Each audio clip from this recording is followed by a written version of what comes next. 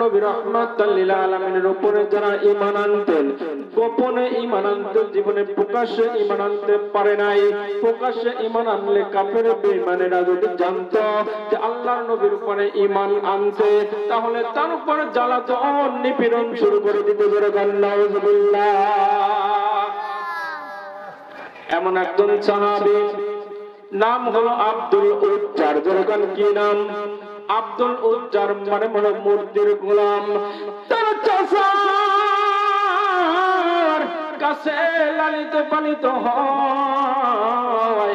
আপন মা বেঁচে নাই, সন্তান ঘরে কিছুদিন থাকার পরে তার চাচার কাছে দিয়েছেন, আপনি একে লালন পালন করেন।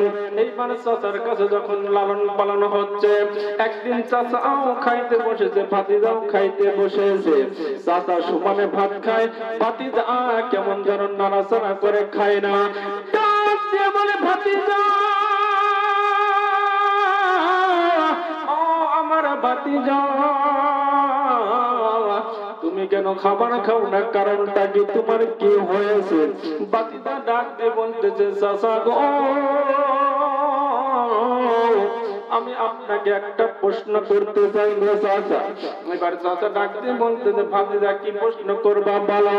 ভাতিজা ডাক দিয়ে বলতে, চাচা গো শোনেন, আপনি বলেন তো দেখি, মক্কা মদিনায় আব্দুল্লাহর বেটা মুহাম্মদ নবী আপনি চিনেননি? বলে হ্যাঁ চিনি। বলেন তো চাচা,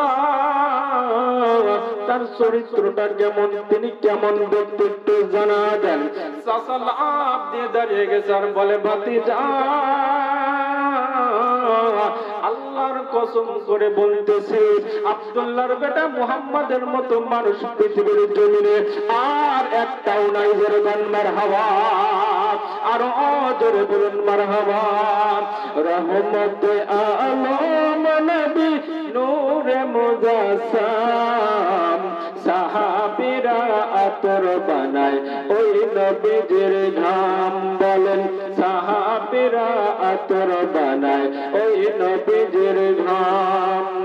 রহমতে আলম নবী নূরে মুজাসসাম, রহমতে আলম নবী নূরে মুজাসসাম, সাহাবীরা আতর বানায় ওই নবীজির ঘাম। বলেন সাহাবীরা আতর বানায় ওই নবীজির ঘাম। চিনো জানো মানো কেমন আমার নবীজি, যাহার পাগল চন্দ্র সূর্য তারকারাজি। জোরে কোন মারহাবা, আর জোরে বলেন মারহাবা। চিনো জানো মানো কেমন আমার নবীজি, যাহার পাগল চন্দ্র সূর্য তারকারাজি। তোমরা আরো শুনবানি সুন্দর কাহিনী, জান্নাতের রুমে রুমে লেখা নবীর নাম। সাহাবীরা আতর বানায় ওই নবীজির ঘাম। বলেন রহমতে আলম নবী নূরে মুজাসসাম, সাহাবীরা আতর বানায় ওই নবীজির ঘাম। উসুতনে হান্নানা একটা খেজুর গাছের নাম, যাকে ধরে খুতবা দিতেন রাসূল আকরাম। উসুতনে হান্নানা একটা খেজুর গাছের নাম, যাকে ধরে খুতবা দিতেন রাসূল আকরাম। সে গাছ নবীর বিরহে কাঁদিতে রহে, হতবাক হইল যত সাহাবায়ে কেরাম। সাহাবীরা আতর বানায় ওই নবীজির ঘাম। বলেন রহমতে আলম নবী নূরে মুজাসসাম, সাহাবীরা আতর বানায় ওই নবীজির ঘাম। বলেন সাহাবীরা আতর বানায় ওই নবীজির ঘাম। জোরে জোরে বলুন না মারহাবা, আরো একবার উচ্চ আওয়াজে বলুন না মারহাবা। দয়ার নবীজি রহমত রাহমাতাল লিল আলামিন চেহারা এবং তার চাইতে ভালো মানুষ মক্কা মদিনা এমনকি পৃথিবীর জমিনে কোথাও নাই। জোরে কান মারহাবা। এবার ভাতিজা ডাক দিয়ে বলতেছে চাচা ও চাচা তাহলে চলুন না আমরা দুজনে মিলে সেই ব্যক্তির হাতে হাত রেখে কালেমা পড়ে মুসলমান হয়ে যায়। চাচা ডাক দিয়ে বলে ভাতিজা কখনো সম্ভব হবে না, কারণ আব্দুল্লাহর বেটা মুহাম্মাদের ধর্ম হলো একটা আর আমাদের ধর্ম হলো আরেকটা।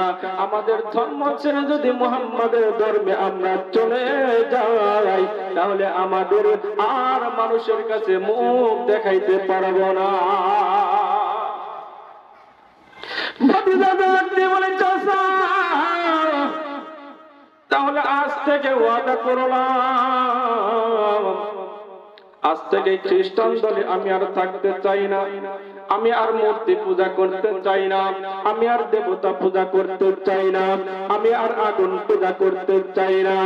আমি চলে যাব রাহমাতাল লিল আলামিনের দরবারে, আমি আর আপনার দরবারে থাকতে চাই না।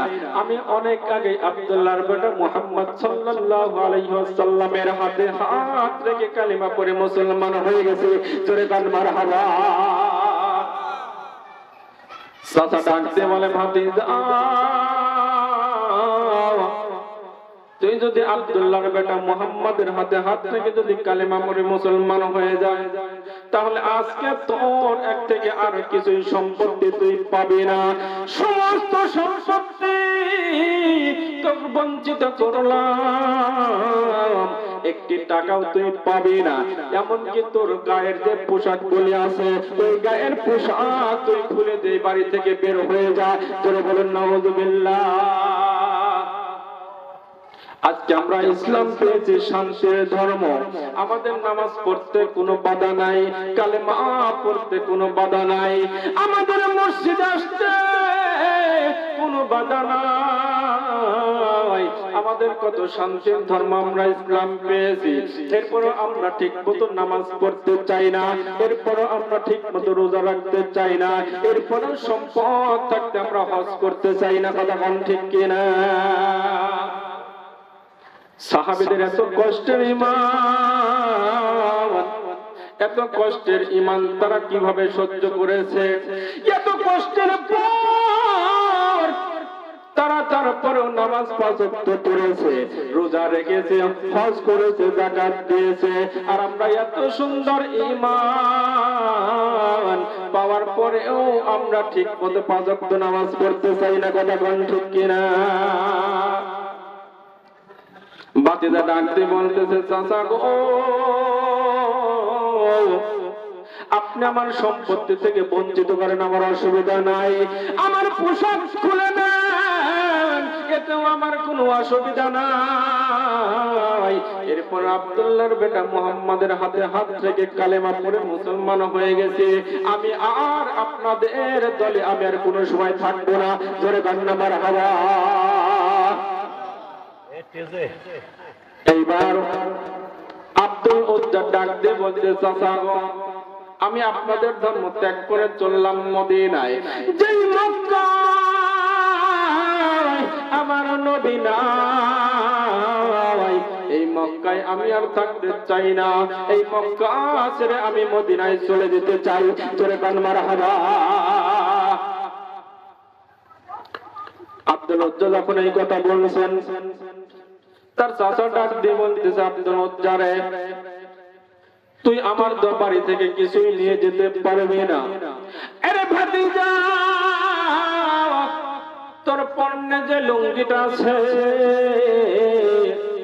ওই লুঙ্গিটা খুলে তুই আমারে দিয়ে যা, কারণ হলো ওটা আমার টাকার কেনা। তুই আব্দুল্লাহর বেটা মুহাম্মাদের হাতে হাত রেখে কালেমা পড়ে মুসলমান হয়ে গেছিস, তোর কাছে আর কিছু দেওয়া যাবে না, কিছু দেওয়া যাবে না। আরে ভাতিজা তুই দয়া করে মেহেরবানি